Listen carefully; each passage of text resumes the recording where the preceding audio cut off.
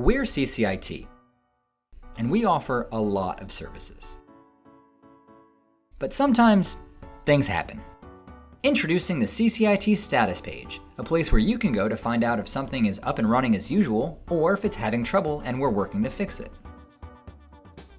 The site is pretty straightforward and the indicators work like traffic lights: green for good, yellow for intermittent, and red for outage.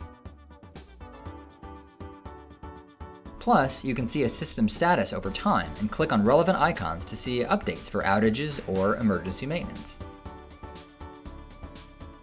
Not only that, but you can sign up for email or text notifications and pick the services you want to know about. Just click subscribe and you can sign up for all services or select certain ones. You can also choose whether you want to know about all steps in the resolution process or just when it's fixed. If you encounter an issue with a Clemson University system and don't see the problem listed on the page, let us know by sending an email to ithelp@clemson.edu. So bookmark status.ccit.clemson.edu, and we'll see you online.